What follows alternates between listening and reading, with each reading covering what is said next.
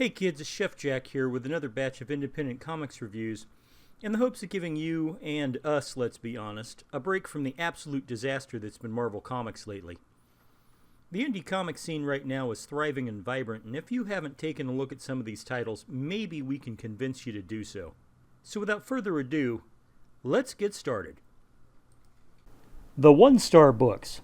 These are the worst. Not merely bad, but awful and horrendous. Avoid them at all costs.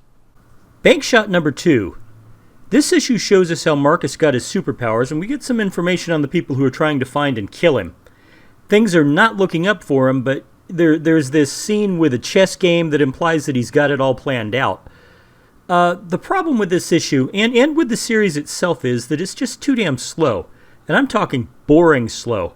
I get that the writer wants to build it piece by piece to show us what's going on with Marcus's story, but Jesus Christ, I fell asleep. This book spends way too long showing his seemingly pointless characters and pointless scenes. I mean, the chess game, for crying out loud, could have used deletion. And anyway, the story just drags out way too long. Everything is boring here. Everything is long-winded. And I'm not sure that we, the readers, really give a shit about the hows and the wherefores when all we really want is a superhero story. The 3-star books. These comics are just average. They fall neither on the good end of the spectrum nor the bad. Aliens, Dead Orbit number 3. In many ways, the Dead Orbit series is just a rehash of the original Alien movie with extra bits stuck to it here and there. The pacing of the comic is pretty good. And it's clear that Stocco understands the formula for the bulk of the Alien stories, but that might be the problem. Formula in horror stories is why nobody ever says H2O is the definitive film in the Halloween series. I mean, oh sure, you can enjoy it, don't get me wrong, but at the end of the day, it's a paint-by-numbers production. My point being that this comic book is just the same old. We've seen it all before, we've seen it all done better before. Now, that said, the art is great, but if you're just picking this comic book up for the art, then, well, you're likely buying it for the wrong reasons. It's not a bad book, but it's also not a very good one. It's that, painfully similar to everything else that's out there problem that happens again and again. Angel Season 11, number 7. I'm going to be honest, Angel Season 11 so far has been a run-of-the-mill swashbuckling story, and there's not really anything wrong with that, but it lacks the signature wit and gravitas that we've come to expect from the Buffy universe. I guess what I'm saying is that it doesn't really live up to the name. You could literally change the names of all the characters to something else, make them totally different people, and all you'd have is a generic story that crossed pirates with zombies. I mean, I have to wonder where the story is going and what the ramifications, if any, it will have for Angel in the long run. But to be blunt, right now it doesn't look like much, and we're past the halfway mark on this season. The storytelling is fine. It's just not very exciting, and it's not helped by the art, which is kind of bland too. I can't say it's a bad book, but I can't recommend it either. It's just kind of there. Betty Page, number 1. So, a comic book about the perennial 1950s pinup / softcore porn star Betty Page as a government agent. Well, this comic is certainly not as bad as I could imagine it being, and I guess it's worth a read if you're curious, but it's hard to say if this is going to have any legs at all. I mean, it'd be interesting to see if it makes it on the long term. I have a feeling that this series is going to dissolve into a set formula in which Betty's put into an unbelievable situation only to be saved at the last minute like a classic damsel in distress. Not that I'm basing my review here on that premise, but that's my opinion on the title as a whole going forward. This particular issue was an entertaining read, but it was nothing to write home about. Fans of Betty Page are likely going to go nuts over it, but for everybody else, there are other things to pay attention to if you want to. The 4-star books. Now we're getting to the good stuff. These are the comics we can actually recommend. Animosity number 8. This issue is different from the previous chapters of the Kingdom of God storyline. It's a very quiet story for one, and it's amazingly introspective. The main characters spend a lot of their time discussing the three great questions that drive them. Where do we come from? Where are we going? And what caused the wake? This naturally leads to discussions on the nature of the soul, whether there's a God or not, whether there's a heaven or not, what each religion says about the animals. This is a remarkable conversation for the animals to have, and it absolutely fits into this part of the story. But what I really liked about it was comic books generally don't delve into these kind of questions without being completely ham-handed or malicious. I didn't feel like I was getting hit over the head with a hammer by this message. It was just, let's ask some questions and talk about it. So, the issue did it just perfect. There are some quibbles about how the issue ended, but they're not fatal. All told, this is a pretty fantastic comic book. Back to the Future number 21. Picking up from the last issue, Marty and Professor Irving return to where they left the DeLorean only to find that it wasn't there anymore. This, of course, means one of two things. Either the car's been stolen, or else Irving might have inadvertently said something to Doc Brown that kept him from inventing time travel. I gotta say, it's the writing that makes this comic book so entertaining. John Barber has the voices of the various characters from the Back to the Future movies just down pat.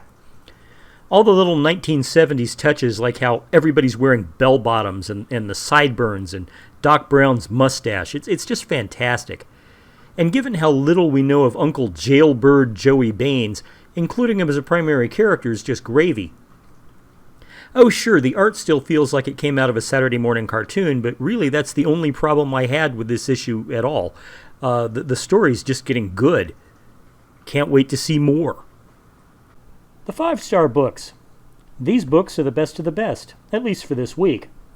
These are the ones that we recommend the most. Ab Irato number 5. Things go from bad to worse for everyone when it comes to light that the corporations who rule Montreal want to just erase the problem of the insurgents. And by erase, I mean that literally.